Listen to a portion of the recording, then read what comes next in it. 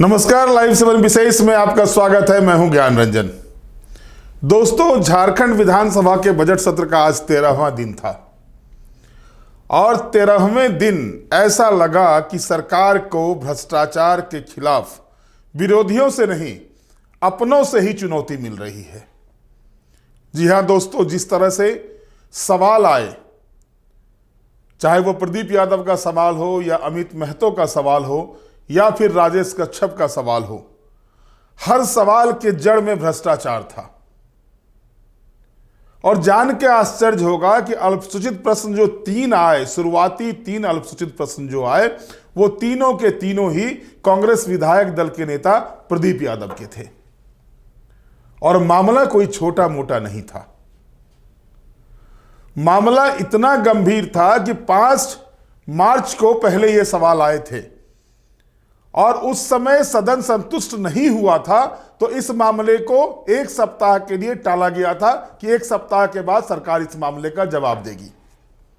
और फिर भी फलाफल जब नहीं निकला तो सत्ता पक्ष में रहने के बावजूद प्रदीप यादव को यह कहना पड़ा कि अगर राज्य के सर्वोच्च पंचायत में भी भ्रष्टाचारियों पर कार्रवाई होने की बात आती है, कार्रवाई करने की बात आती है और उस पर अगर कार्रवाई नहीं होती है तो इस सदन में रहने का क्या औचित्य है। आखिर इस तरह के मुद्दे आते हैं तो सरकार कार्रवाई क्यों नहीं करती, क्यों टाल मटोल का रवैया अपनाती है, यह एक बड़ा सवाल खड़ा होता है। दोस्तों, झारखंड युवा हो चुका है, 25 वर्ष का हो चुका है झारखंड, और 25 वर्षों में अपने युवावस्था तक आने में झारखंड ने कई भ्रष्टाचार के कारनामे देखे हैं। किताबें लिखी जा चुकी है भ्रष्टाचार के कारनामों की। लेकिन सवाल तब और बड़े हो जाते हैं जब विधानसभा के भीतर सवाल उठते हैं भ्रष्टाचार के, तो जांच समिति की रिपोर्ट आएगी, एसीबी को बोला गया है, सीआईडी को बोला गया है, महालेखाकार को बोला जाएगा, लेकिन कार्रवाई क्या करेंगे इस पर नहीं होगा। और अगर प्रदीप यादव सरीखे नेता वो किसी भी दल में रहे, किसी भी पक्ष में बैठे, लेकिन मुद्दे अगर उनके हाथ लगेंगे तो वो छोड़ने वाले नहीं हैं। ये बातें 5 तारीख को भी देखने को मिली और आज भी देखने को मिली। मामला क्या था, पहले हम आपको मामले के बारे में बताते हैं। मामला था, प्रदीप यादव ने अल्पसूचित प्रश्न लाया था जिसमें उन्होंने कहा था कि स्वर्णरेखा परियोजना के अधीन शीर्ष कार्य प्रमंडल में फर्जी खाता खोलकर 100 करोड़ रुपए से अधिक की अवैध निकासी का मामला वित्त विभाग की जांच रिपोर्ट में आया है। और उन्होंने रांची और लोहरदगा में एल&टी कंपनी को होने वाला बिल भुगतान कंपनी को नहीं कर रकम फर्जी खाते के माध्यम से मुख्य अभियंता, कार्यपालक अभियंता एवं अन्य कर्मियों ने मिलकर आपस में ही बंदर बांट कर लिया, ये मामला उठाया था। और उन्होंने सरकार से ऐसे पदाधिकारियों पर कार्रवाई करने की मांग की थी और सरकार ने जवाब दिया। जो जवाब दिया था 5 मार्च को, वही जवाब अमूमन आज भी था। एक स्टेप बढ़ा कि अनुशंसा की गई है एसीबी को जांच के लिए, अनुशंसा की गई है सीआईडी को जांच के लिए। दोस्तों, सवाल ये उठते हैं कि जब वित्त विभाग ने अपने जांच रिपोर्ट में इनको दोषी पाया, इन पर कार्रवाई करने की बात कही, तो फिर जब सरकार का ही जो बजटीय प्रोविजन में मूल विभाग है, बजट का जो पैसे का मूल विभाग है वित्त विभाग, अगर वो जांच रिपोर्ट में पाता है, क्योंकि इसी मामले पर जब वित्त मंत्री ने जवाब दिया, वित्त मंत्री ने अपने विभाग के बारे में जवाब दिया, तो उन्होंने साफ शब्दों में कहा कि 4 कोषागार पदाधिकारी भी दोषी पाए गए हैं, चारों पदाधिकारी को निलंबित करके एफआईआर किया गया है। तो फिर आखिर जो सवाल लगातार प्रदीप यादव के द्वारा उठाए जा रहे हैं कि भाई प्रभात कुमार सिंह जो तात्कालिक कार्यपालक अभियंता थे, चंद्रशेखर जो कार्यपालक अभियंता हैं, राधेश्याम रवि तात्कालिक कार्यपालक अभियंता और संजय कुमार जो निम्न वर्गीय लिपिक हैं, आखिर इन पर कार्रवाई क्यों नहीं। पहले हम आपको सुनवाते हैं कि प्रदीप यादव ने मामले उठाते हुए क्या कुछ कहा और मंत्री ने क्या जवाब दिया। अध्यक्ष महोदय, खोदी पहाड़ निकली चुया, ये तो यही हुआ। जो बातें उन्होंने अपने टहलते हुए वॉकिंग मूड में जो चीजें की, उन चीजों को परोस दिया। हम वॉकिंग मूड में नहीं चाहते हैं, हम रनिंग मूड में चाहते हैं। अंतर इतना ही है कि भाई कार्रवाई का फलाफल दिखना चाहिए। ये सारी बातें तो उस दिन आ ही गई थी। आप जोर से बोल के किसी चीज पर पर्दा नहीं डाल सकते, उनके तथ्यों की ओर जाइए। अध्यक्ष महोदय, मैं केवल 2 सवाल करता हूं। एक सवाल ये कि जिस संतोष कुमार पर एफआईआर हुआ वो कितने दिनों से पदस्थापित थे इस रांची प्रमंडल में? 15 सालों से। और किन किन पदों पर थे? वही वो कार्यपालक ऑफिस में भी, प्रमंडल में भी, सुपरिटेंडिंग ऑफिस में भी और चीफ इंजीनियर ऑफिस में भी। क्या वो सबसे खूबसूरत लड़का है इसलिए तीनों जगह रहता है? वो मैनेज करता है इन पदाधिकारियों को। और मेरे पास उनके ये 27 पेज के हैं, उन्होंने जो स्पष्टीकरण दिया है विभाग को। अध्यक्ष महोदय, ये 27 पेज का है स्पष्टीकरण। गंभीर आरोप लगाए हैं उन्होंने विभाग के कई सीनियर पदाधिकारियों पर, और उसके प्रमाण भी दिए कि हमने पैसे उन्हें कैसे दिए और गहने हमने कैसे दिए। मैं सरकार से पहला प्रश्न करता हूं, क्या इसको आपने गौर किया? उन्होंने जो स्पष्टीकरण दिया, क्या आपने इस पर कोई कार्रवाई के लिए अपना कदम उठाया? पहला ये।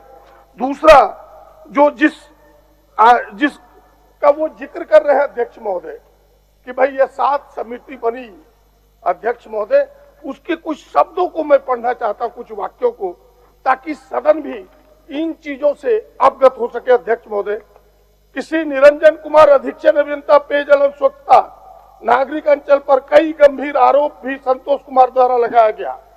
समर्पित स्पष्टीकरण में रंजन कुमार प्रमंडलीय लेखा पदाधिकारी, श्री संजय कुमार विपत्र लिपिक के बैंक खाते में संतोष कुमार द्वारा राशि भुगतान का उल्लेख किया गया।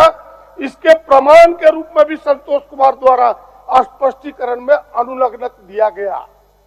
ये प्रमाण दे रहा है कि इस भ्रष्टाचार में वो भी भागीदार है, और आपने एफआईआर किया नहीं, और आप केवल हमें टहला रहे हैं, जनता को दिखा रहे हैं कि नहीं हमने इतनी कार्रवाई कर दी। मान्य सदस्य अध्यक्ष महोदय, केवल मैं और काफी समय इसमें जी समय है, लेकिन अगर फलाफल ना जाएगा तो हम सब भी उस घेरे में आएंगे। मेरी बात समझ लीजिए। फलाफल क्यों आगे बढ़ रहा है जी। आप जो शुरू में जो चीज में रखे जी, कागज में माननीय मंत्री जी को भेजवा दीजिए। हाँ, मैं भेजवा देता हूँ। और मैं इतना ही आग्रह करूंगा कि आपने एसीबी को जांच दे दिया, हमको उससे एतराज नहीं है। एसीबी को जांच दीजिए, सीआईडी को जांच दीजिए, लेकिन भ्रष्टाचार पर सरकार अंकुश लगाए, वरना एक ना नपा तो फिर दूसरे का भी मनोबल बढ़ेगा। इसलिए यही ब्रेक लगाइए। आप ये कहकर के संतोष मत कीजिए कि नहीं हमने विधानसभा को चुप करा दिया अपने उत्तर से। इसके लिए हम सब नहीं खड़े हैं। हम सब इसके लिए खड़े हैं कि भाई विधानसभा में फलाफल आना चाहिए, जनता में सरकार, क्योंकि सरकार के प्रति जो एक आस्था है कि नहीं भ्रष्टाचार पर अंकुश लगाएगा, वो मैसेज जाना चाहिए और वो कार्रवाई करके दिखाए। अब इससे अधिक तो हम कर नहीं सकते। हम सरकार से हाथ पकड़ के नहीं कह सकते कि आप एफआईआर करो, लेकिन जो तथ्य है वो तथ्य काफी भयानक है, काफी गंभीर है। इसीलिए सरकार पुनर्विचार करते हुए ये जो दोषी पदाधिकारी, अध्यक्ष महोदय, मैं केवल 1-2 बात कहना चाहता हूं, केवल 2 मिनट में। एक प्रमंडल में एक डीडीओ वित्त विभाग देता है, डीडीओ नंबर 1। आप बताइए, 2 संचालित थे वहां, क्या सवाल था इतने दिनों में? आखिर इसको चेक एंड बैलेंस के लिए एजी के भी अधिकारी होते हैं आपके विभाग में, चेक एंड बैलेंस के लिए अकाउंटेंट होते हैं, सारे लोग हैं। चेक एंड बैलेंस के लिए बैंक है, ट्रेजरी है, और ट्रेजरी को पता ना चले कि फर्जरी हस्ताक्षर करा के ले जाए। ये सारे लोगों की मिली भगत एक बड़ा घपला होते, बड़े चीजों को अंजाम देना है। इसीलिए मेरा आग्रह होगा कि अभी भी विभाग सचेत हो और इसे गंभीरता से लेते हुए कठोर कार्रवाई करे, ये मेरा विनम्र आग्रह होगा।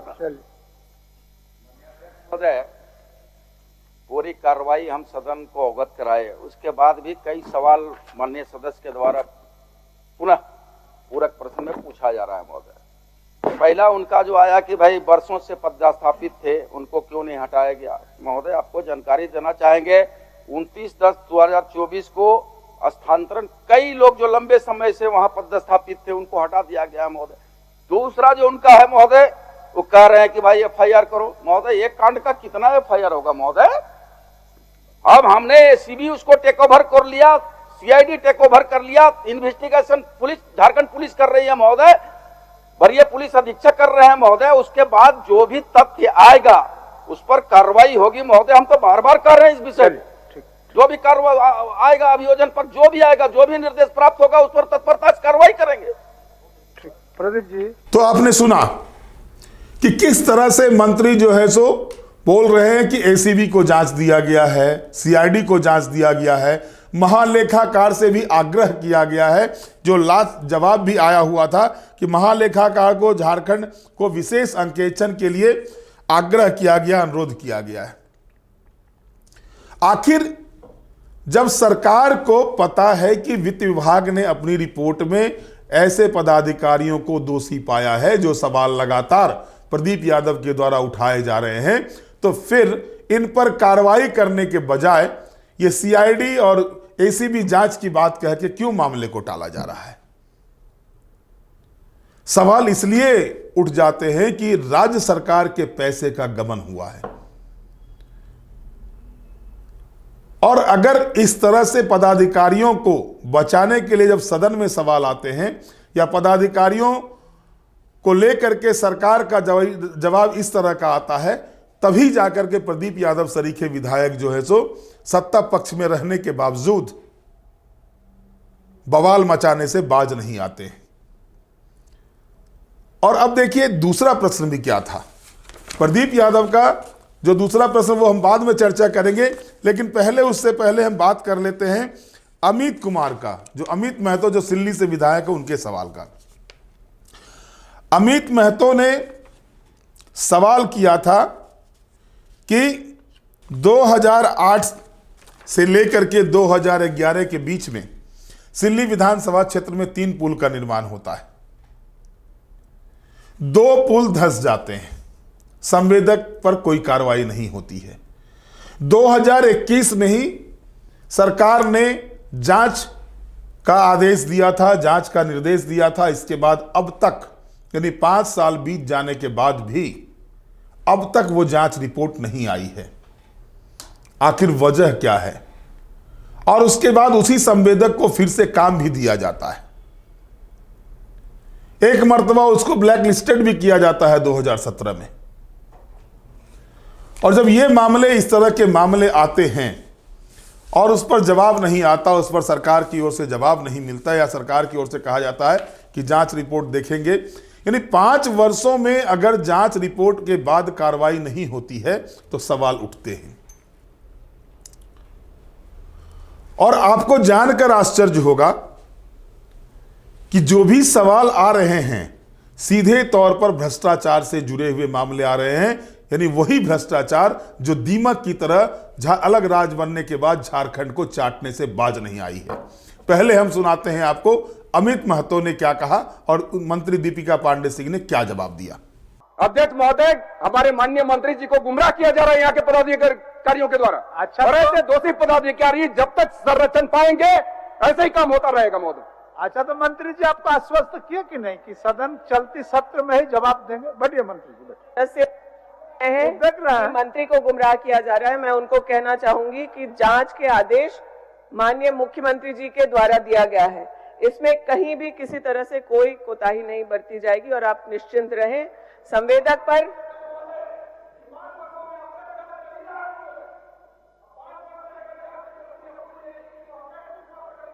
पूरी कर ली जाएगी। इसीलिए मैं बार बार आग्रह कर रहा हूं अध्यक्ष महोदय कि इसी सदन स्थल पर इस जांच का रिपोर्ट को सबमिट किया जाए। अध्यक्ष बोले तो आपको देंगे इसी सदन में। ठीक, तो अभी आपने देखा सीधे तौर पर आरोप लगाए अमित महतो ने कि भाई सरकारी पदाधिकारी जो बैठे हुए हैं वो मंत्री को भी गुमराह कर रहे हैं। हालांकि मंत्री कहती हैं कि सरकार को गुमराह नहीं किया जा सकता है, लेकिन एक विधायक डंके की चोट पर सदन के भीतर कहता है कि पदाधिकारी इतने निरंकुश हो गए हैं कि वो सरकार को भी गुमराह करने से बाज नहीं आते हैं, और तब अगर वैसे पदाधिकारियों पर कार्रवाई नहीं होती है तो सवाल उठते हैं, और ये सवाल बार बार उठते हैं। भ्रष्टाचार की बातें, जीरो टॉलरेंस की बातें होती है। वित्त मंत्री ने आज भी कहा कि हमारी सरकार भ्रष्टाचार पर जीरो टॉलरेंस की नीति पर काम कर रही है। साहब, कैसा जीरो टॉलरेंस? आप ही के विधायक, जो सत्ता पक्ष के विधायक है, वो डंके की चोट पर कह रहे हैं कि भ्रष्टाचार है और भ्रष्टाचार करने वाले पदाधिकारियों पर कार्रवाई नहीं हो रही है, तो इस सदन का औचित्य क्या रहता है? तो साहब, इसका जवाब भी तो आना चाहिए था। एसीबी, सीआईडी की कार्रवाई पर क्या होता है, कैसे होता है, इसका भी जवाब दिया रामेश्वर उरांव ने, जो कि वरिष्ठ पुलिस पदाधिकारी रह चुके हैं। 28 वर्षों का उनका अनुभव है और सीआईडी के बिहार में चीफ रह चुके हैं वो 3.5 वर्षों तक। उन्होंने भी जवाब दिया कि 3 तरह से होता है, लीपापोती भी होती है, दूध का दूध, पानी का पानी भी होता है। तो ये स्थिति बनी हुई है और इस स्थिति के बाद अगर कार्रवाई नहीं होती है, मामले को सदन से कैसे करके सदन में मामला आया, इसके बाद इसको कैसे टाला जाए, इसके पीछे पड़ते हैं। तो अभी जो विधायक आए हुए हैं, 6ठे विधानसभा का जो सत्र चल रहा है, इस सत्र में एक सीख तो विधायकों के लिए भी है कि अगर सदन को सुचारू रूप से चलाया जाए तो ऐसे ऐसे मामले सामने आएंगे, जो मामले जो है चूल हिला के रख देने वाले मामले जिसको कह सकते हैं। और वो मामला आया, वो मामला आपको दिखा। पीएचडी विभाग में जो मामला उठाया गया वो मामला दिखा, और ऐसे कई और मामले आ सकते हैं अगर सदन को सुचारू रूप से चलाया जाए तो। अब अगर आप दूसरे प्रश्न की ओर जाते हैं, बहुत महत्वपूर्ण होता है जब सवाल आते हैं और सवाल के जवाब जब आते हैं वो काफी महत्वपूर्ण हो जाते हैं।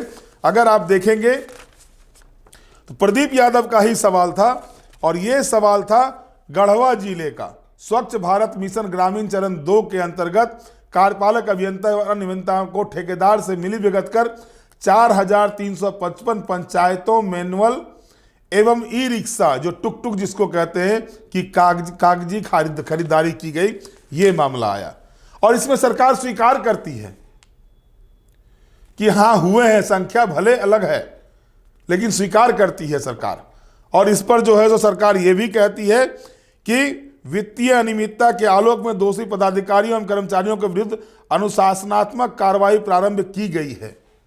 और जब यही सवाल करते हैं प्रदीप यादव कि आप जब अनुशासनात्मक कार्रवाई शुरू की गई है तो क्या कार्रवाई की गई है, इसकी जानकारी सदन को दीजिए।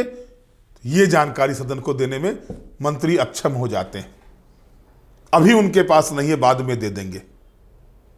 और यहीं से जो है सो सवाल खड़े होते हैं, जो मैं बार बार कह रहा हूं, सवाल खड़े होते हैं।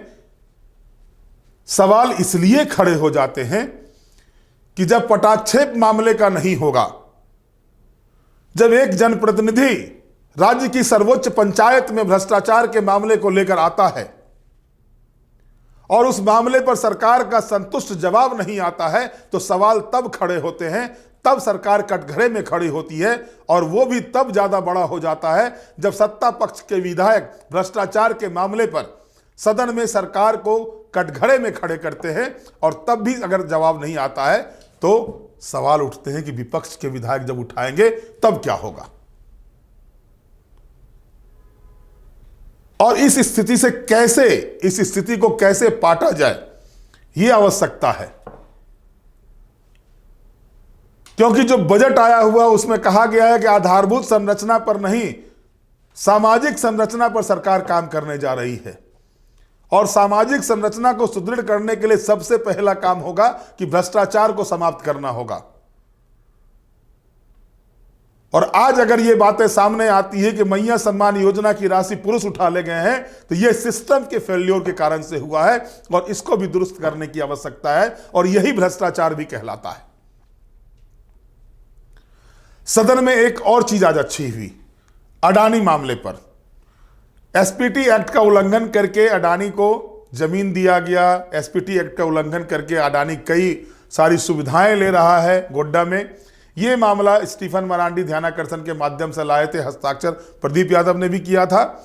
लेकिन इस बीच जो जवाब बाबूलाल मरांडी ने दिया, जो बाबूलाल मरांडी ने सुझाव दिया, माफ कीजिएगा जवाब मुंह से निकल गया, बाबूलाल मरांडी ने सुझाव दिया कि एसपीटी एक्ट पर अधिकारियों की कमेटी काम नहीं कर सकती है, क्योंकि वो कानून है और उसके लिए जरूरी है कि जुडिशियरी के कुछ लोगों को, जो विशेषज्ञ है, उनको उस कमेटी में रखा जाए और जानकार जनप्रतिनिधियों को, जो जमीन के मामले की जानकारी रखते हैं, सीएनटी एसपीटी एक्ट सरीखे जो 100 वर्ष पुराने एक्ट है उसकी जानकारी रखते हैं, उसको रखा जाए।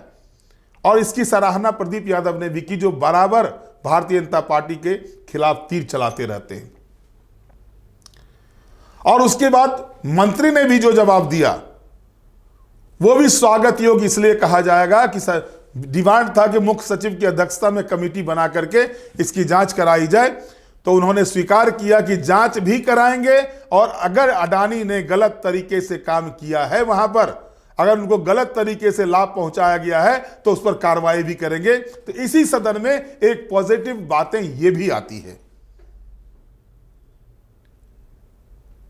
और जैसे पॉजिटिव बातें इन मुद्दों पर आती है वैसे ही पॉजिटिव बातें आना चाहिए, क्योंकि दीमक की तरह जो अगर चाट रहा है झारखंड को, जिस तरह से भ्रष्टाचार दीमक बना हुआ है झारखंड में, इसकी रोकथाम के लिए आवश्यकता है कि 25 साल का झारखंड हो गया है और अगर इस पर कठोर कार्रवाई नहीं होती है, जब तक वैसे भ्रष्टाचारियों के मनोबल को कुंद नहीं किया जाता है, तब तक जो है सो विकसित झारखंड, अबुआ झारखंड की जो कल्पना की जा रही है वो अबुआ झारखंड पूरा नहीं हो सकता है। उम्मीद करते हैं कि जिस तेवर के साथ मुख्यमंत्री हेमंत सोरेन अपनी दूसरी पारी में काम कर रहे हैं, उसी तेवर के साथ भ्रष्टाचार के खिलाफ भी इनकी मुहिम चलेगी और ये मुहिम दिखेगी, ऐसी उम्मीद की जाती है। बहरहाल आज के विशेष में इतना ही। आप हमारे साथ जुड़े रहे, हमें लाइक करें, सब्सक्राइब करें। बहुत बहुत धन्यवाद। नमस्कार।